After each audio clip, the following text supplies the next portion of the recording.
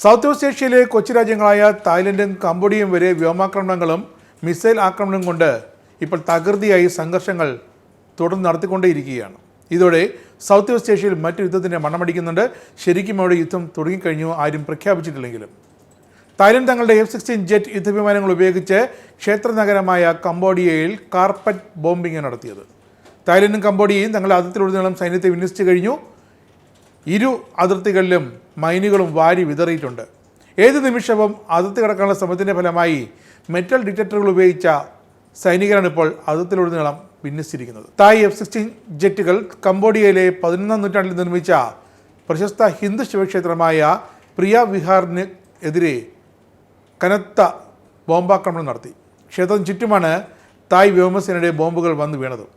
ഇതിൽ 15 പേർ കൊല്ലപ്പെട്ടുവെന്നാണ് ഇപ്പോൾ കംബോഡിയ പറയുന്നത്. ഇതിനൊക്കെ കാരണം ഒരു കൊളോണിയൽ മാപ്പാണ്. 1907 കംബോഡിയ ഭരിച്ചിരുന്ന ഫ്രാൻസ് തായ്ലൻഡിനും കംബോഡിയയ്ക്കുമിടയിൽ ഒരു അതിർത്തി ഉണ്ടാക്കി. പക്ഷേ 800 കിലോമീറ്റർ നീളുന്ന തികച്ചും അവ്യക്തമായ അതിർത്തിയായിരുന്നത്. ഈ അതിർത്തി കടന്നു പോകുന്നത് ഈ കംബോഡിയയിലെ പ്രശസ്തമായ പ്രിയ വിഹാർ ശിവക്ഷേത്രത്തിൻ്റെ ഇടയ്ക്ക് കൂടിയാണ്. അങ്ങനെ സുപ്രധാനമായ ഈ പ്രിയ വിഹാർ ക്ഷേത്രം തങ്ങളുടേതാണെന്ന് കംബോഡിയയും തങ്ങളുടേതാണെന്ന് തായ്ലൻഡും അവകാശവാദം ഉന്നയിച്ചിട്ട് പതിറ്റാണ്ടുകളാകുന്നു. അതിൻ്റെ സംഘർഷം ഇപ്പോഴും തുടരുകയാണ്. 2008 ഇരു രാജ്യങ്ങളും ഈ ക്ഷേത്രത്തിന് വേണ്ടി അതിർത്തിയിൽ വെച്ച് ഏറ്റുമുട്ടി. കാരണം അതിർത്തിക്ക് തൊട്ടടുത്താണ് ഈ പ്രിയ വിഹാർ ശിവക്ഷേത്രം.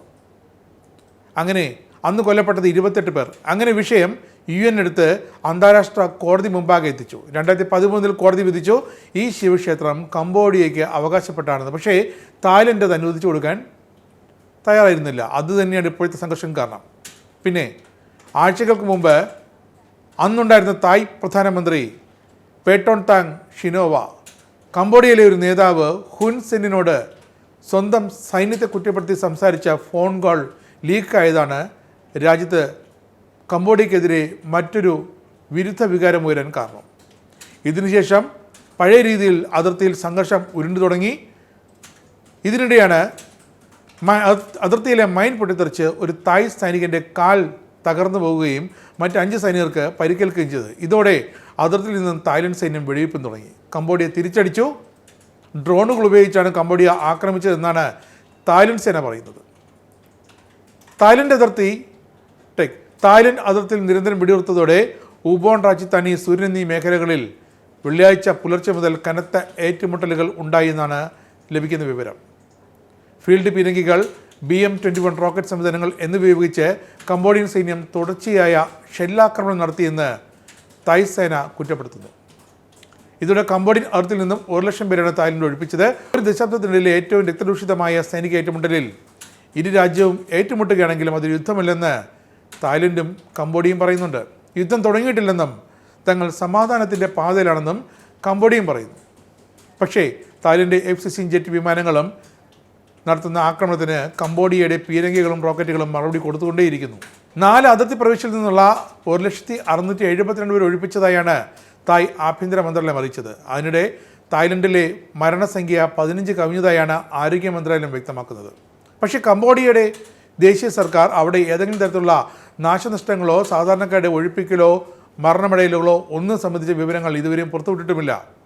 എന്നാൽ ഒഡാർമിഞ്ച പ്രവിശ്യയിൽ നടന്ന ആക്രമണത്തിൽ ഒരു സിവിലിയൻ കൊല്ലപ്പെടുകയും 5 പേർക്ക് പരിക്കേൽക്കുകയും 1500 കുടുംബങ്ങളെ ഒഴിപ്പിക്കുകയും ചെയ്തിട്ടുണ്ട് എന്നാണ് വിവരം. ഒരു നൂറ്റാണ്ടിലേറെയായി പരമാധികാരം തർക്കത്തിലായ ഈ ക്ഷേത്രത്തിന് ചുറ്റുമുള്ള പ്രദേശത്ത് 13 വർഷത്തിനിടയിലെ ഏറ്റവും കനത്ത ഷെല്ലാക്രമണമാണ് ഇരു രാജ്യങ്ങളും തമ്മിൽ നടത്തിക്കൊണ്ടിരിക്കുന്നത്. കംബോഡിയ സംഘർഷ മേഖലകൾക്ക് പുറത്ത് വ്യക്തമായ ലക്ഷ്യമില്ലാതെ കനത്ത ആയുധങ്ങളും റോക്കറ്റുകളും ഉപയോഗിച്ചു എന്നാണ്. അതുകൊണ്ട് ഇതിൻ്റെ അന്താരാഷ്ട്ര നിയമം പാലിച്ചില്ല എന്നാണ് തായ്ലൻഡിൻ്റെ ആക്ടിംഗ് പ്രധാനമന്ത്രി ഫുതം വെച്ചായി പറയുന്നത്. തായ്ലൻഡിലെ സുരിൻ പ്രവിശ്യയിൽ ഒരു ആശുപത്രി ഷെല്ലാക്രമണത്തിൽ തകർന്നെന്നും ഈ ആക്രമണത്തെ യുദ്ധക്കുറ്റമായി കണക്കാക്കണമെന്നും കംബോഡിയക്കെതിരെ യുദ്ധ കുറ്റവാളി നിയമം അനുസരിച്ച് നടപടിയെടുക്കണമെന്നുമാണ് തായ്ലൻഡിൻ്റെ ഇപ്പോഴത്തെ ആവശ്യം. ഇതോടെ വിഷയത്തിൽ US ഇടപെട്ട് തായ്ലൻഡിൻ്റെ ദീർഘകാല സഖ്യകക്ഷിയായ US ഇരു രാജ്യങ്ങളും തമ്മിലുള്ള ശത്രുതയും സംഘർഷവും അവസാനിപ്പിക്കണമെന്ന് ആവശ്യപ്പെട്ടു കഴിഞ്ഞു. ഉടൻ ശത്രുത അവസാനിപ്പിക്കാനും സാധാരണക്കാരുടെ സംരക്ഷണം ഉറപ്പാക്കാനും സംഘർഷത്തിന് സമാധാനപരമായ പരിഹാരം കാണാനുമാണ് ഇപ്പോൾ US ആഗ്രഹിക്കുന്നതെന്ന് US സ്റ്റേറ്റ് ഡിപ്പാർട്ട്മെൻറ്റിൻ്റെ ഡെപ്യൂട്ടി വക്താവ് ടോമി പിഗോട്ടും ആവശ്യപ്പെട്ടു. കംബോഡിയയുടെയും തായ്ലൻഡിൻ്റെയും സംഘർഷരൂക്ഷമായ പ്രദേശങ്ങളിൽ യാത്ര ഒഴിവാക്കണമെന്ന് ബ്രിട്ടൻ്റെ വിദേശകാര്യ മന്ത്രാലയവും വ്യാഴാഴ്ച നിർദ്ദേശം നൽകിയിട്ടുണ്ട്. ഇതോടെ ഈ കിഴക്കൻ ഏഷ്യ ഭാഗത്ത് മറ്റൊരു സംഘർഷം നൂറ്റാണ്ടുകളെ പുകഞ്ഞുകൊണ്ടിരുന്ന 1907 ഫ്രഞ്ച് ഭരണകൂടം കാണിച്ചു വെച്ച ഒരു തോന്നിയവസ്ഥയെ തുടർന്നുണ്ടായ ആ ഒരു സംഘർഷം ഇപ്പോഴും തുടരുകയാണ്. അതിപ്പോഴും കനത്ത രീതിയിൽ പുകഞ്ഞുകൊണ്ടേയിരിക്കുന്നു. ക്ഷേത്രത്തിൻ്റെ പരമാധികാരം ആർക്ക് എന്നതാണ് ഈ 827 കിലോമീറ്റർ ദൂരത്തിലുള്ള അതിർത്തിയിലെ ഏറ്റവും പ്രധാന തർക്ക വിഷയവും. ഇസ്രായേലിന്റെ 5 സൈനിക താവളങ്ങളിൽ കനത്ത നാശനഷ്ടം. മോദി വെളിപ്പെടുത്തുന്ന ഇന്ത്യയുടെ വികസനത്തിന്റെ മയക്കുമരുന്ന് വിൽപ്പനയ്ക്കെതിരെ ശക്തമായ നടപടിയെടുത്ത് ഷാർജ പോലീസ്. അമേരിക്കയിലെ സാധാരണ മനുഷ്യരോട് കൂടിയാണ് കോൺഗ്രസിനുള്ളിൽ പങ്കുവയ്ക്കാൻ വി ഡി സതീശൻ ഓപ്പറേഷൻ സിന്ദൂറിൽ ഉപയോഗിച്ച